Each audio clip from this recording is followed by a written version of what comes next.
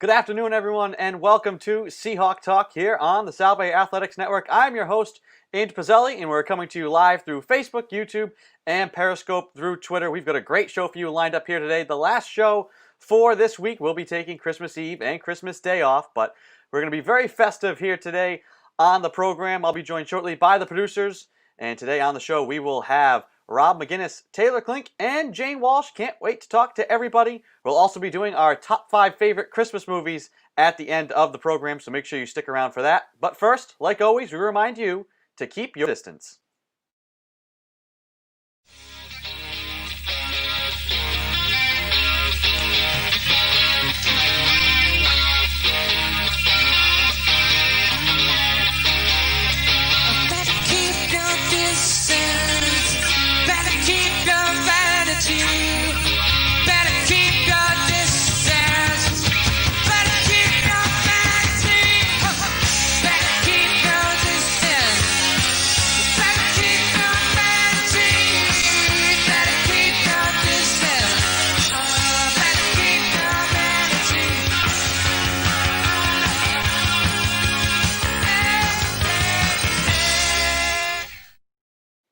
That is The Shake with Keep Your Distance, a Rhode Island-based band with a message that we can apply worldwide. Social distancing, hand washing, mask wearing, all those things. We've heard all about them.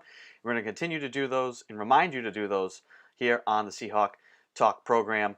And a very holiday and festive opening here today to the program. I want to bring in the producers now, Joey Morelli and Mike DeFusco. Fellas, how are we doing? Doing well. Excited for Christmas. Yeah. Getting the holiday spirit. Yep. Getting close. Yes, I got my festive. It's a. Ooh.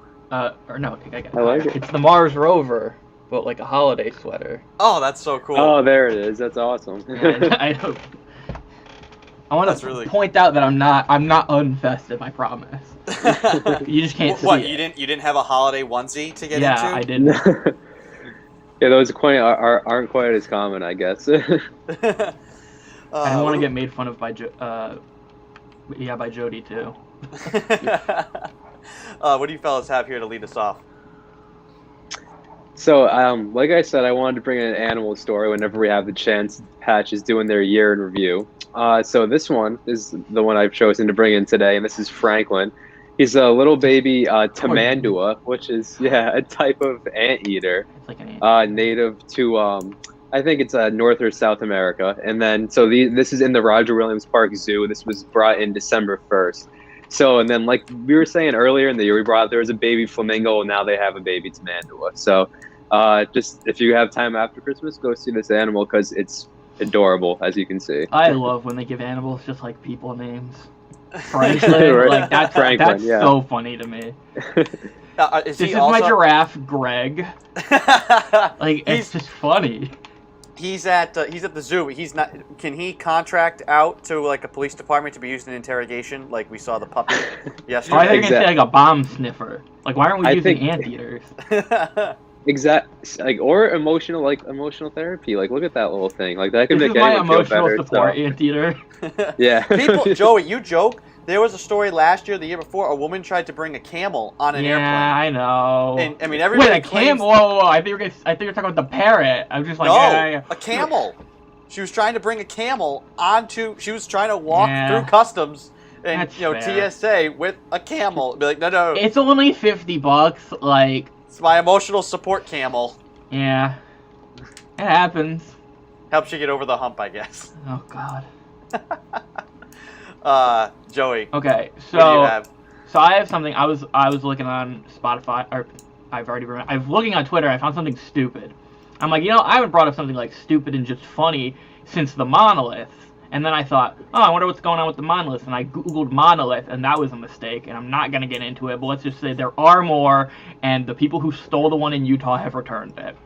But the real story here... Wait, it's back in Utah now? No, they gave it to the Bureau of Land Management, and they're like, you put it where you want it for tourism.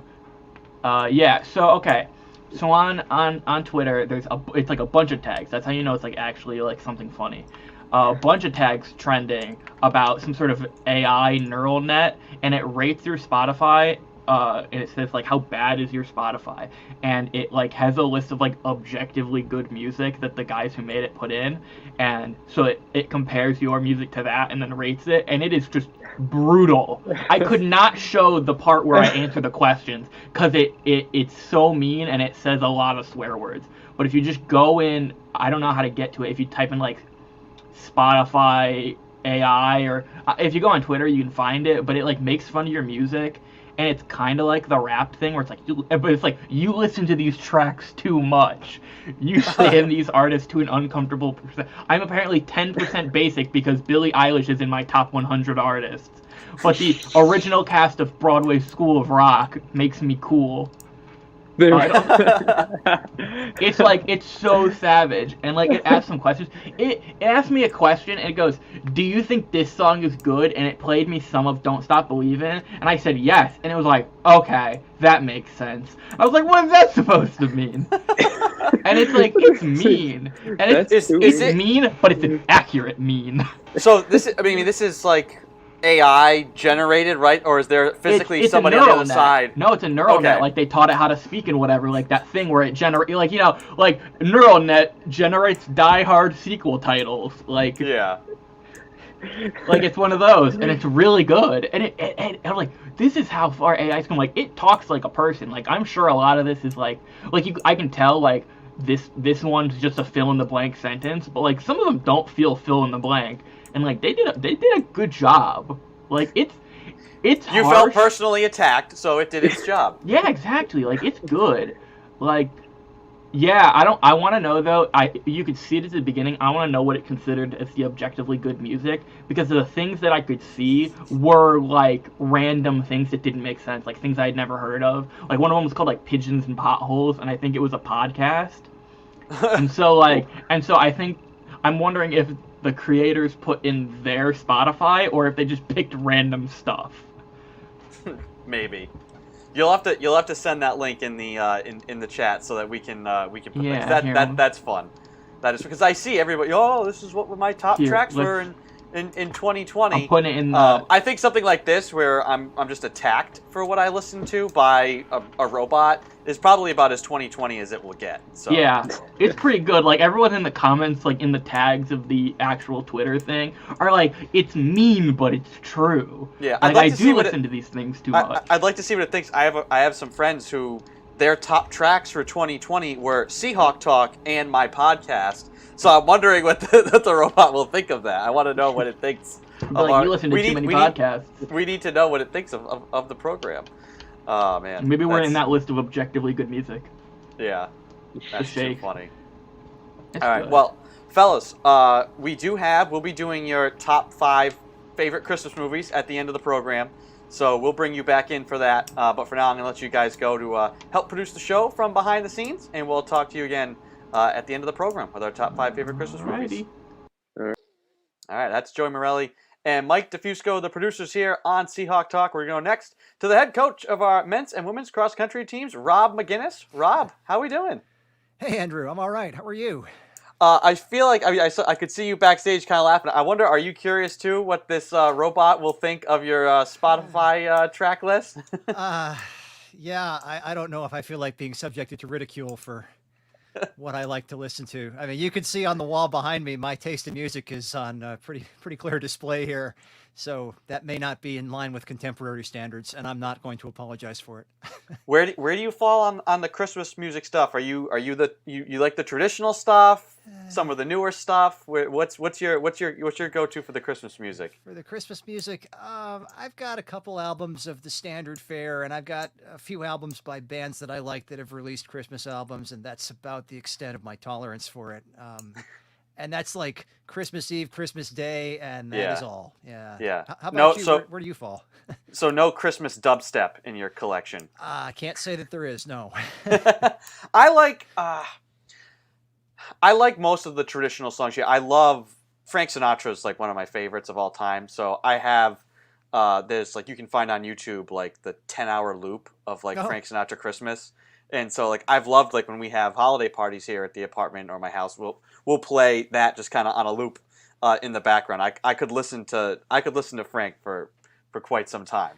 all that here, classic stuff. You know, the I Bing think- Crosby stuff. Here we go.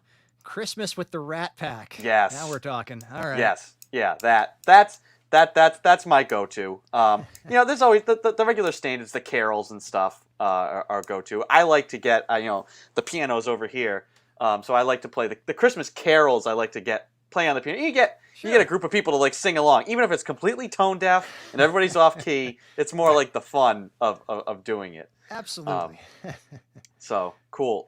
Rob, as always, you come to the table with some great stories, and let's start with a record-setting day out in Chandler, Arizona. Yeah. If you're gonna run in the desert because it's flat, and I'd say that probably helps. It does. This is really interesting. So the Marathon Project was a few days ago, and this was sort of born out of the fact that all the big races got canceled this year, and our elite marathoners needed something to do. So Ben Rosario, who is the coach of Northern Arizona Elite, and a couple of event management guys got together and created this event. And like you noted, in Chandler, Arizona, where the running conditions were just about ideal, we're talking, you know, highs in the 60s, they mapped out a 4.3-mile loop that was flat and just pristine. And they took some of the fastest marathoners that the U.S. has, put them on this course, and they lit it up. Sarah Hall probably has the breakout performance of the day. She was putting up a major personal best and then coming within striking distance of the American record at 26.2 miles. So very impressive day for Sarah Hall. On the men's side, Martin Tahir, I think he's number 7 on the all-time list now. So very fast running out there in Arizona this week. Now they have a broadcast of this event. Now they condensed it down to 90 minutes. Which is still a significant amount of viewing time to watch running. Now I like to watch cycling races, which again can be 5. You know, the Tour de France, a stage might be an all-day 6-7 hour event. Sitting there and watching the whole thing can be kind of monotonous at times. I imagine though, much like they have to do with cycling, a running broadcast your broadcasters have to be on point. You have to have a lot of talking, a lot of engagement, you need to do a lot of research to be able to talk about pretty much every runner at a certain time to keep it interesting, or else you're just watching people run, which is not exactly anybody's cup of tea, I imagine. It can be interesting to just watch them run, but it helps when the commentators either have some competitive experience themselves and can draw on what they might have experienced at key points in the races, or when they know their stuff and they've just done their homework and have lots of research so they can comment on anybody who's in the pack. Typically, when you watch a marathon broadcast, you're looking at the shot from the back of the truck that is following the lead pack. You might see other cameras out on the course, but you watch for the big moves. So there's a big lead pack through probably the halfway point, and then gradually people start to drop off, and then some of the leaders will eventually make a move that the others can't cover, and that's where you start to see some drama. It tends to get interesting when that happens, but yeah, the commentators do a lot to make the broadcast watchable and palatable, because otherwise it's people running in a pack for a long time. Sticking with the marathon theme, we've talked a lot about how so much had to go virtual, and the virtual running, and you run your course, I run my course, we try and judge. The Boston Marathon organizers basically created a virtual community for runners, which I think is really cool, because so much of it is, yes, we want to go out and we want to run the race, but like they had the virtual marathon here for the Blessing of the Fleet, but I was like, it's not the same. You wanna run with the crowd. You want to run next to people, and it's that community aspect of it is half of why you do it. So this is cool that they were able to kind of create a virtual space for everybody. Yeah, it is. I mean, we've talked about this before, where there's just something missing in terms of the engagement with virtual races. It's hard to get that motivation to go out there and do something by yourself. Obviously, as we know, the Boston Marathon this year was an entirely virtual event for 16,000 people who ran their marathon wherever they were in the world. We had a couple of our alumni do that. Hopefully they'll get a chance to run it for real in 21. But the BAA has done a really nice job here. They've set up some training plans, and they've set up some virtual challenges so that people can compete toward online accomplishments and to interact with each other. and to try to build that sense of community to sort of bridge the gap between now and when the in-person race hopefully finally happens next fall. Because the BAA has already made the decision that the Boston Marathon will not run in April. That makes a lot of sense given that most people will not yet have had access to the vaccine, and certainly we can't gather in large crowds until that's the case. So this seems to be a great way to keep people interested and motivated and engaged until then. I like what they've done here, and the BAA's website has all kinds of details about it.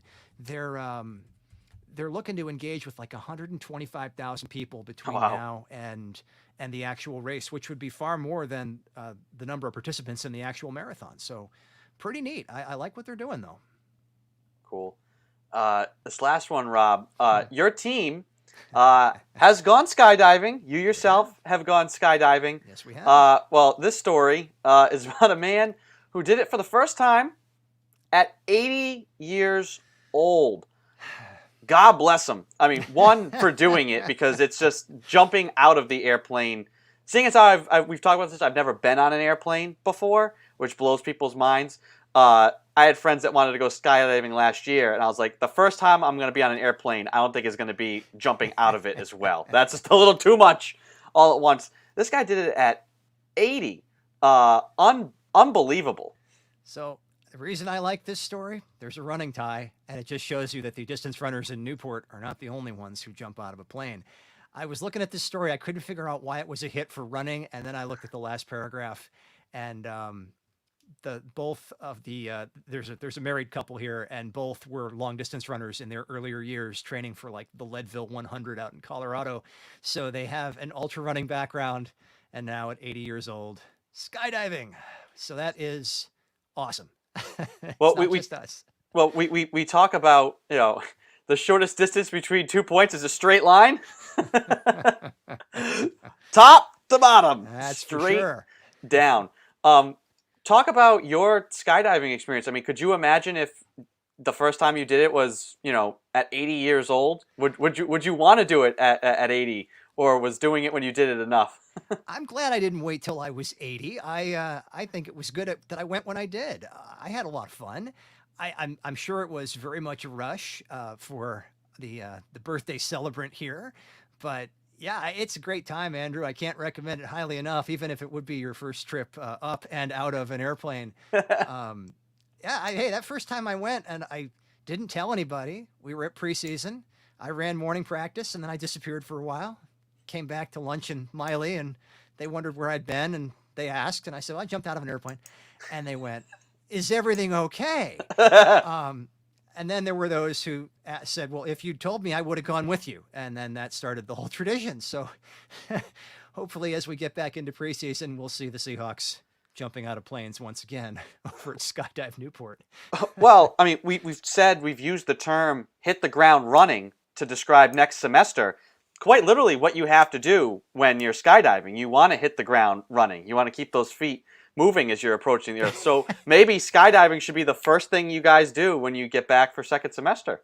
There is something to be said for the adrenaline rush. I think, unfortunately, the airport in Middletown doesn't let you jump until April or May. So can't lead off the semester that way, but maybe for next fall, because the last time that we sent a lineup out of a plane, so at least 5 runners, we won the meet that we ran later that day. So there's something to be said for skydiving on race day. You got jumped and ran the same day? Oh, that's incredible. We did. The first year that I went with a group from the team, we took several of the scorers over, and then we had a meet that evening against Roger Williams, and we won.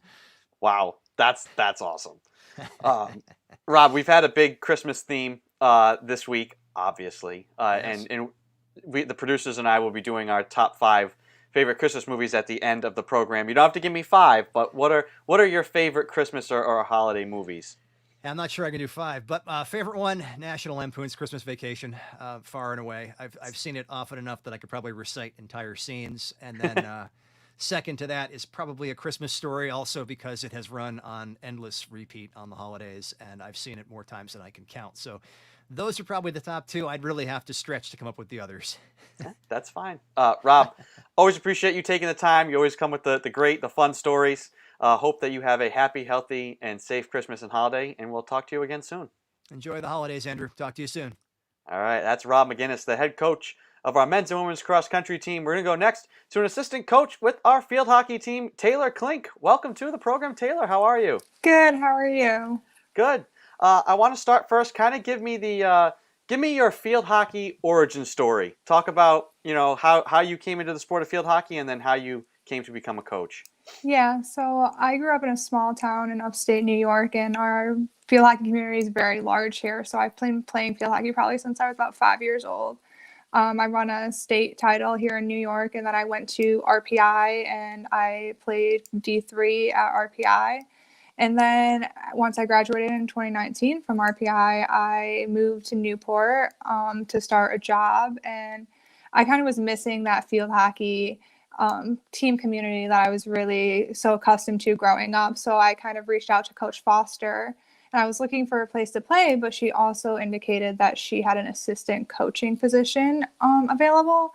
And I knew how much of an impact that my coaches had on me growing up. And I really think that that's kind of where I can have a great impact on these people that I have been coaching now for about a semester. So that's kind of my origin story. Yeah. What is that transition like to go from being an athlete to being a coach? Like, I feel like it takes some time for that identity change to take hold, right?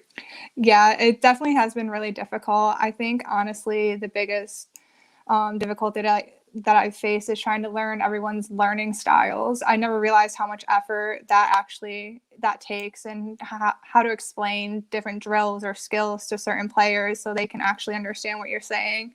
It always seems so effortless to my coaches, and now I really see how much work that is, and I think that's been the biggest learning curve for me so far. Yeah. Have you had any resources or anybody in particular maybe just leaning on Coach Foster about trying to get better and learn those things? Yeah, Coach Foster has been amazing. She's always there whenever I have questions about how best to explain certain drills. She's always providing me with resources and other outside coaches and forums and seminars to watch. And so she's definitely made this transition from an athlete to a coach so much better. And I absolutely love her for it. She's amazing. Yeah. How would you kind of sum up how this fall semester practice season, whatever you want to call it, how would you say it went for the team?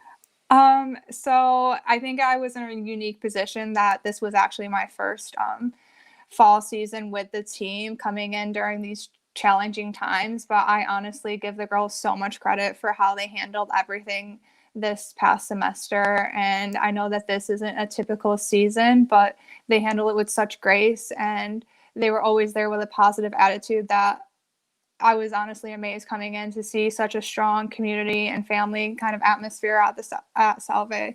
It was great to be a part of that this season. Yeah. We've talked a lot about, it's kind of been, I think every single class has had a different set of struggles. The freshmen, everything is bananas and crazy, but there's also the element of they don't know what they don't know yet. Mm-hmm. But then the upperclassmen have the struggles of, we won our season and we know what college is like. How have the captains, who kind of can bridge different classes, but how have they helped kind of bring the team together and lead? What have you seen from them throughout this semester?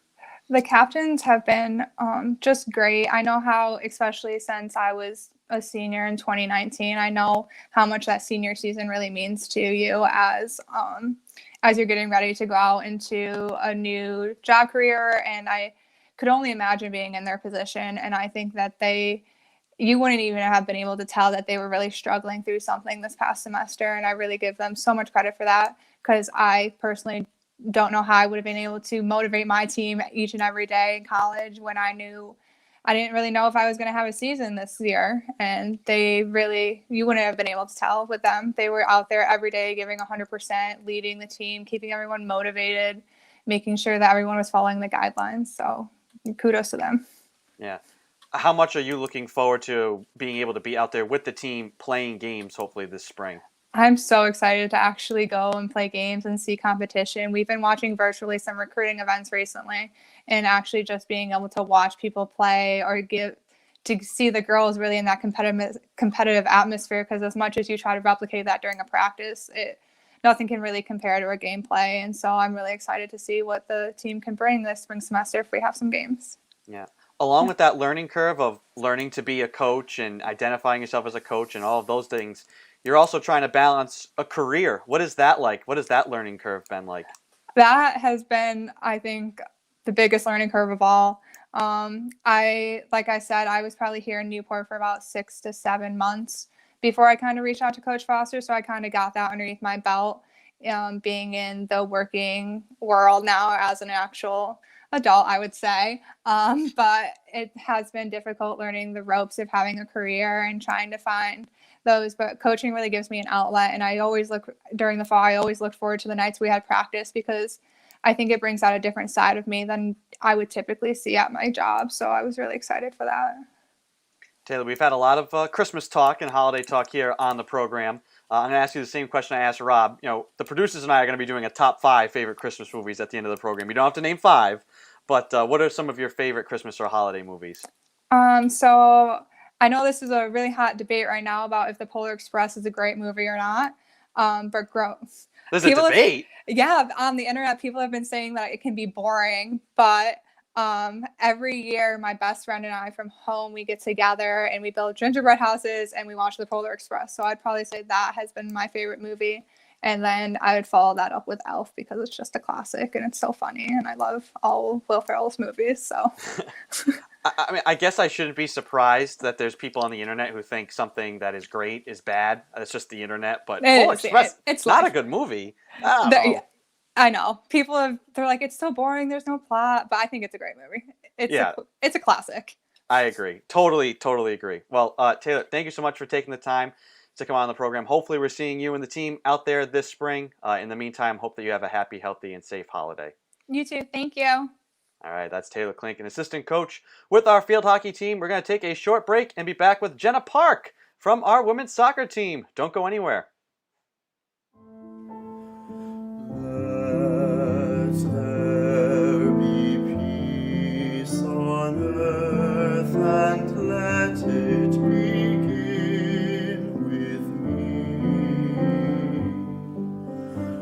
We are here, dear Salve community, during the holiday season and at the end of one of the most challenging years we have ever faced. Despite all of the difficulties, what this year has shown us is that there is an unbreakable spirit at Salve. We have doubled our efforts and somehow found the strength to continue our signature mercy education against all odds. The core of Salve is true and is founded on our community of incredible people, our faculty, who are deeply dedicated to teaching and will always find a way, despite all of the obstacles, to support our students. Our staff, who work so hard to redesign our setting and processes to keep us all safe and secure. Our students, who gamely adjusted to a new learning environment and living environment and inspired us daily. Our alumni, parents, trustees, and friends, who never stopped supporting and encouraging us throughout the entire year. You are the Salve community, and your spirit lifts us up during and beyond these times. For this holiday season, I send you and your family deep gratitude and best wishes for healthy times ahead as we look forward to a new year filled with light, hope, and peace. God bless Salve Regina University. Let there be peace on earth, and let it begin with me.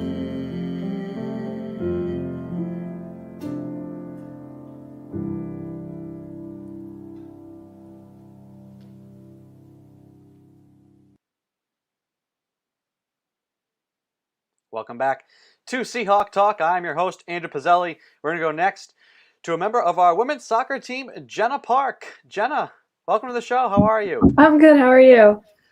So some of the audience, our faithful audience who's been tuning in each and every day, has already heard probably a lot. They got to see you on Monday.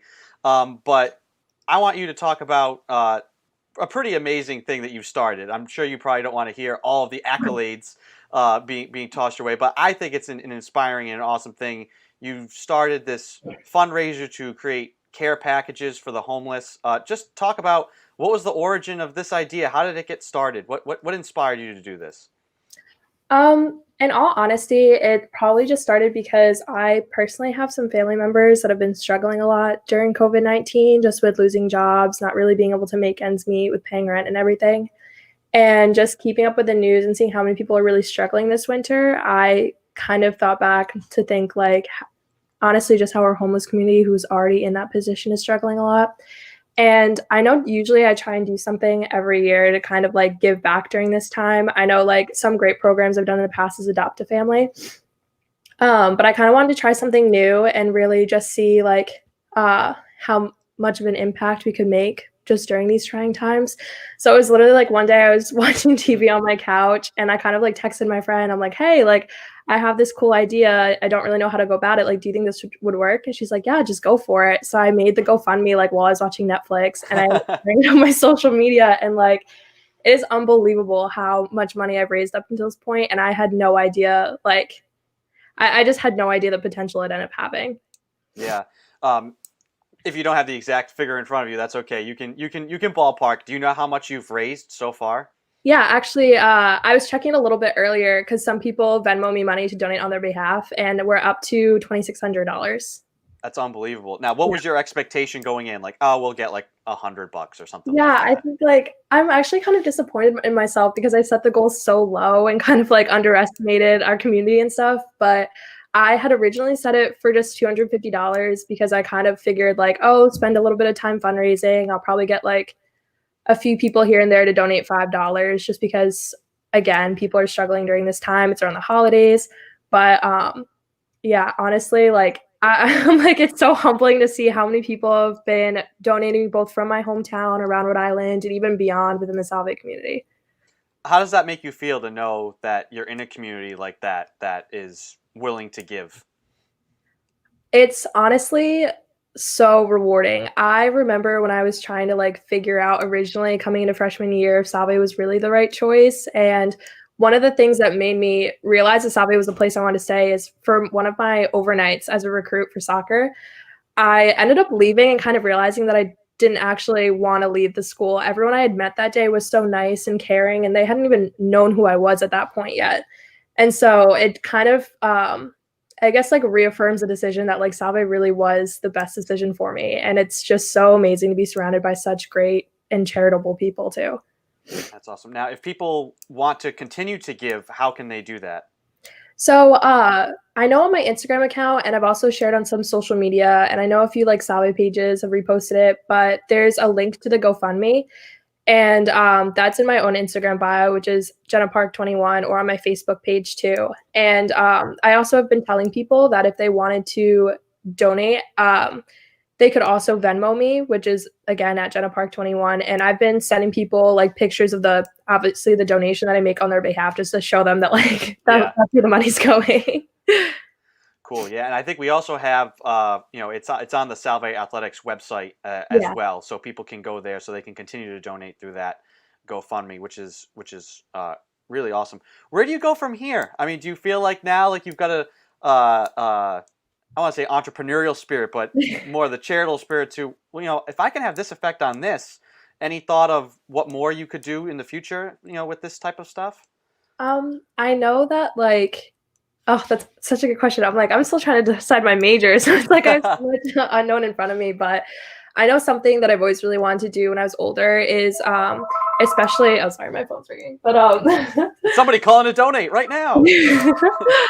But something that like I've been debating is I really kind of been going back and forth with different like things for the future. But something I know that I've always wanted to do is just help people. And so like I've debated on just kind of dedicating more of my time towards like nonprofits and volunteer work and stuff like that until I can really figure out what I want to do from there. Yeah. Well, you're on the right track. How do you feel kind of reflecting back on the fall without games to be played? So many teams, including your own, got to focus on those sorts of things, giving back, volunteering. Your phone's ringing off the hook. People call. There's no time. It's not running. You don't call. You don't have to call in the next 5 minutes, folks. Jenna's tied up right now. But how do you reflect back on what the team was able to do, those sorts of things off the field to take advantage of the time of not having games to focus on giving back and improving and things? I know with our team specifically, we ended up volunteering a lot of our time with Fort Adams and doing a lot of the cleanup. And our coach actually made a lot of like committees and stuff to focus on different parts of our team and just kind of being a little bit more organized about just our social media presence during this time, like our team bonding, how to really stay connected during all these times. And one of them too is like our volunteering committee. And just kind of finding opportunities within Newport and with our own personal communities on how we can really like give back and kind of just show people what it really means to be on the Salve women's soccer team and how like the community service is really a big part of it too. Yeah. How excited are you to get out on the field and compete this spring? I am so excited. I miss it so much. I was actually driving by the other day, a girls team practicing on one of the local fields, and I got so sad. I miss it so much. We've had a big Christmas and holiday discussion here on the show throughout basically the past week. 2 questions. Okay. First one that we've asked people is about, we know everybody for Christmas this year wants like the vaccine and to play games, this spring. So let's put that aside. We all know that. Let's think back. What's something as a kid that you really wanted? Like, everybody asks, "Oh, I want the pony," or I want a hockey rink, Dad. What's something that you really wanted as a kid that you would bug your parents for? And if you got it, that's a big part too. So something that I remember, so I come from a really big family, and every single year we'd always pester our parents about like putting in a pool. And I just distinctly remember like them kind of like humoring us where it was when my oldest brother was trying to figure out where he kind of wanted to go to college. And my parents kind of gathered us together for a family meeting. They're like, all right, this is the decision. And they put it on my older brother. They're like, do you want to go to college or do you want to get the whole family a pool? And so I just remember like all my siblings pestering him like, come on, we want a pool, let's go. And I mean, he ended up going to college, but still a little disappointed we don't have the pool. Oh, that's too funny. That's great. People talk about peer pressure, familial pressure. Come on, you don't need to go to college. We want the pool. The other thing we've talked about is Christmas and holiday movies. So you don't have to name a top 5 like we're going to do, but what are some of your favorite holiday movies? Oh my God.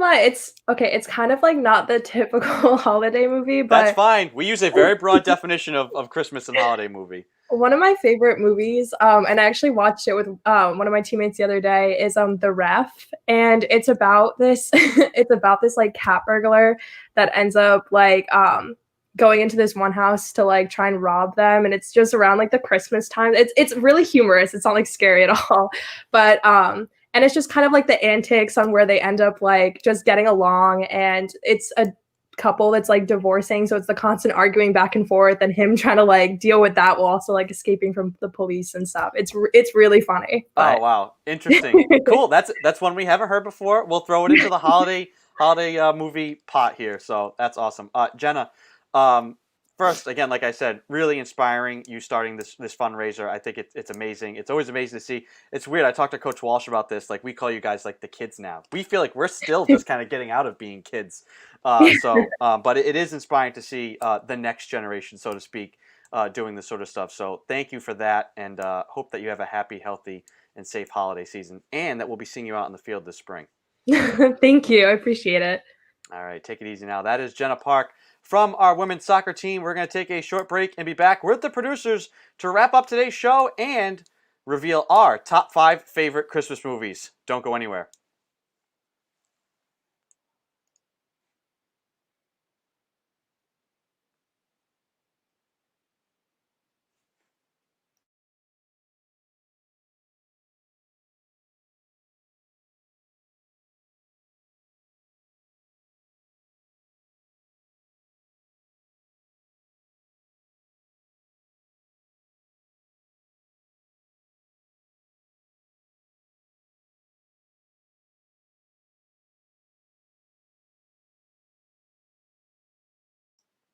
All right.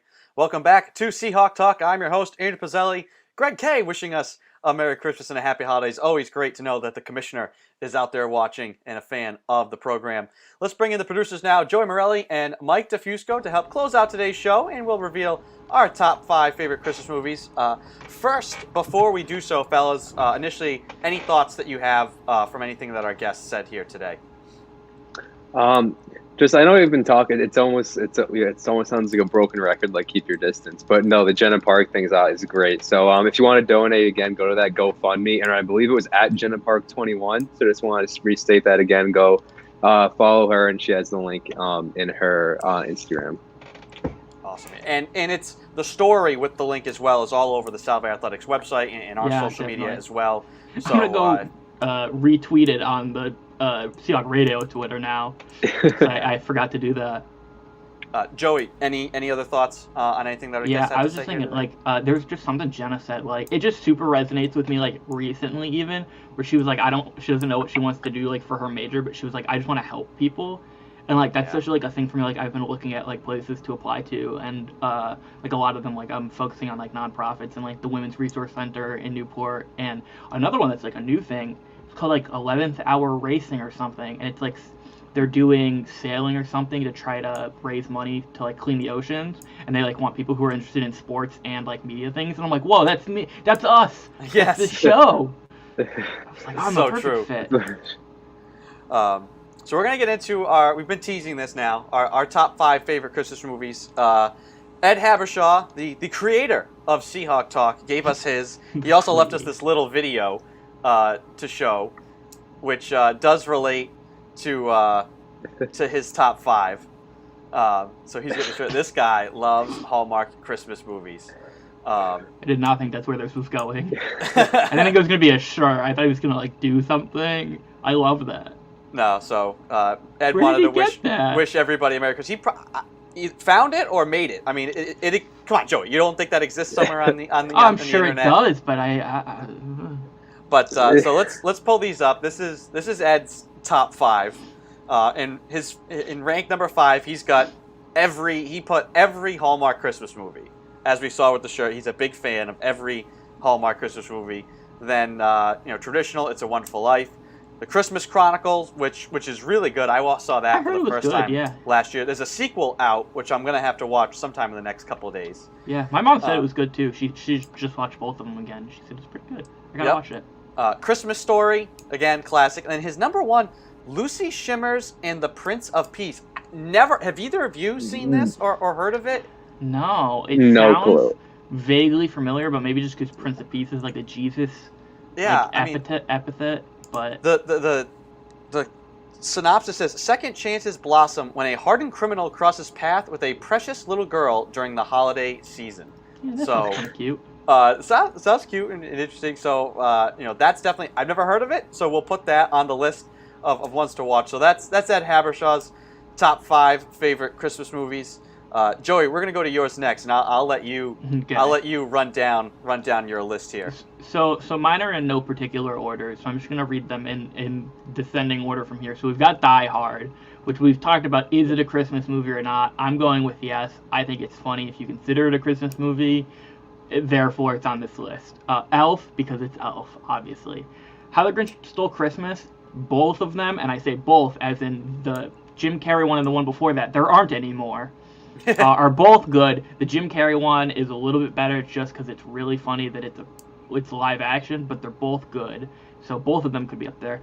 The Santa Claus, weird movie. Weird premise. If you think too hard about it, it's a real strange movie.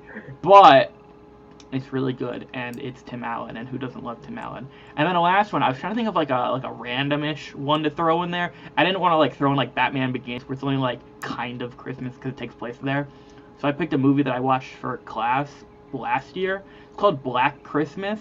It's the actual first slasher movie, and it is. There's a reason why they say Halloween's the first one, because Black Christmas is awful. It makes no sense. It makes no sense. So it's just like a generic, like, a slasher guy, like, harassing a sorority house. And, like, it kind of makes sense. But then, like, there are all these, like, side plots. Like, it's, like, there's, like, a goat, like, he calls the thing before he texts, he, like, calls them. But it's, like, different voices coming through the phone. So it's, like, how did he do that? Then there's, like, a whole subplot about a missing little girl that we're pretty sure has nothing to do with the killer. And that never gets resolved. And that whole sequence is just really weird and has something that I think is the best comedic timing of all time, is when the mother finds out her daughter's missing, she like the police like tell her, and then she screams, but when she opens her mouth, instead of a scream coming out, it cuts to a phone ringing, and then cuts to the police station. And I think they definitely did that on purpose.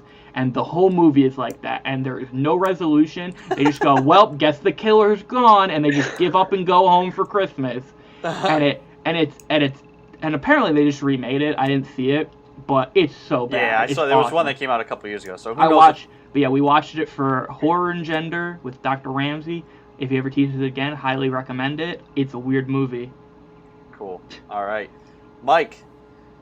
Let's All right. run us down through your top 5 favorite Christmas movies. All right, I will. So I did put mine in order. We'll start with Christmas Story, obviously, like just classic. It made me want a Red Ryder BB gun when I was a kid, and I did get it. So I ended up fulfilling the Christmas Story, except I didn't shoot my eye out.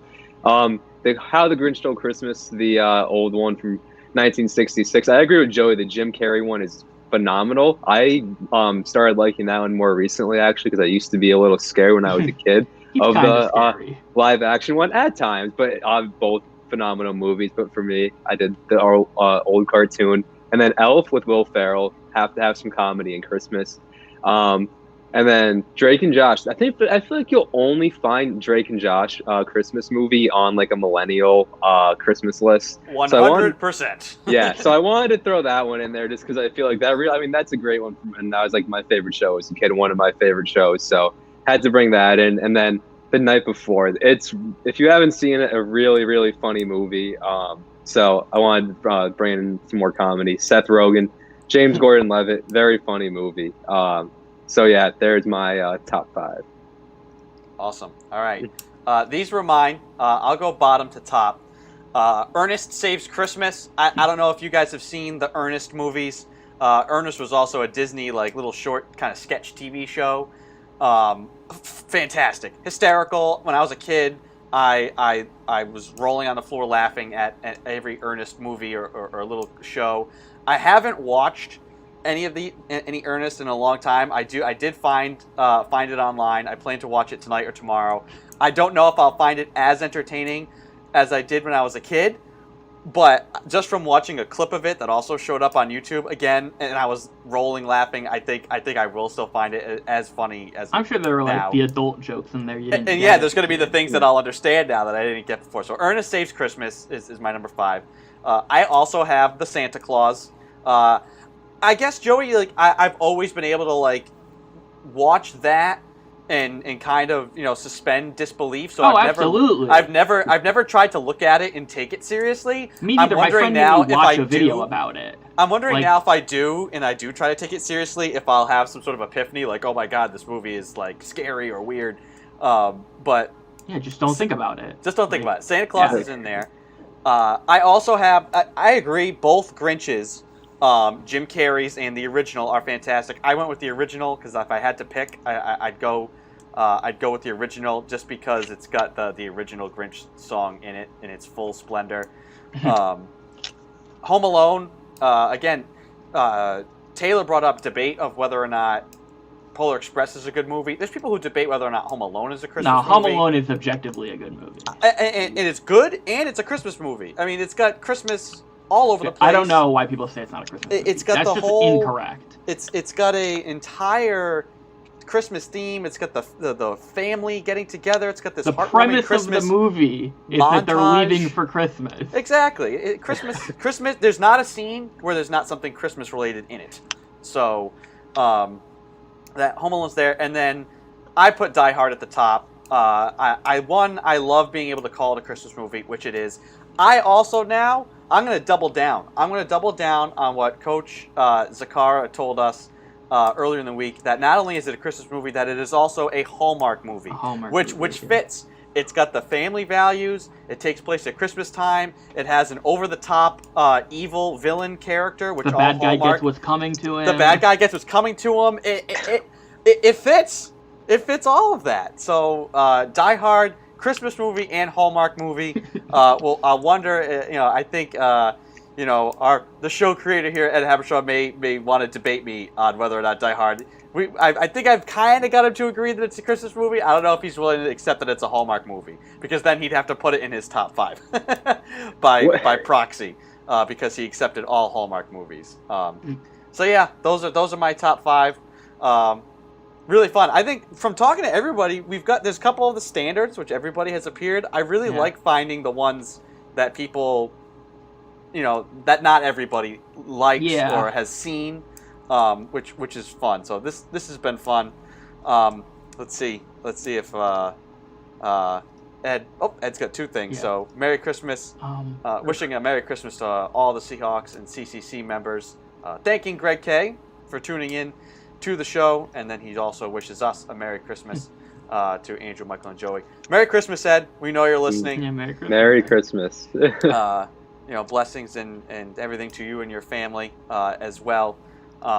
Fellas, any closing notes here before we send things off into the holiday? No shows tomorrow or Friday, so this is our closing thoughts before Christmas here. I was gonna say a movie I was surprised didn't get named, and I feel like it's because like me, it's like a hard it's 6. Like it barely didn't make it on the list. Would be and I always forget because there's like 100. Miracle on Blank Street. 34th. I think it's 34th Street is the one where it's the guy who's Santa and he's actually Santa and he helps the parents at the mall, right? That one's really good. I always mix up. There's like a bunch of movies that are Miracle on something. That one's really good. That I don't think it breaks top 5, but it's like very solidly in 6th for me. Yeah. That's the Muppet one. Christmas Carol, along with any other version of the Christmas Carol. Christmas Carol is a great story. The Muppet Christmas Carol is my favorite. It's like right there. It's 6. Yeah, exactly. Same right thing. there. Yeah, Muppet Christmas Carol is like right there because it's good. Like that's a class movie. Michael, any final thoughts here before we send us off into the holiday? Yeah, so I mean, Merry Christmas, obviously, and another movie we didn't mention, but Scrooge. So don't be a Scrooge this holiday season. It will be my closing message, and watch the movie to just give yourself a lesson. Always remind yourself that just be grateful of everyone around you. So that will be my closing thought. Don't be a Scrooge. Keep your distance. That's it. Exactly. I was trying to think It's too hard to rhyme on the spike. Yeah. That's a good one. We'll stick with that. I'm not a music major. All right. Fellas, I hope both of you, as like I've told everybody, have a happy, healthy, and safe holiday. Merry Christmas to both of you.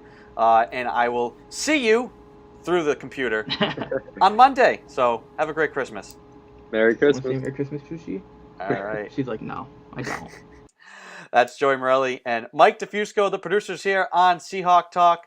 For Ed Habershaw and myself, Andrew Pizzelli, want to wish the entire Salve Athletics community and all of our listeners a Merry Christmas, a Happy Holidays. Thank you for tuning in. We'll be taking the next 2 days off, but we'll be back on Monday with another edition of the show as we look to close out 2020. A big thanks to our guests here today. We had Rob McGinnis, Taylor Klink, and Jenna Park. Once again, we are live every day, Monday through Friday, except for this week, on Facebook, YouTube, and Periscope through Twitter, 3 to 4 p.m. on the Salve Athletics Network. Once again, hope everybody has a Merry Christmas, Happy Holidays from everyone here at Seahawk Talk. I'm Andrew Pizzelli. We'll talk to you next week.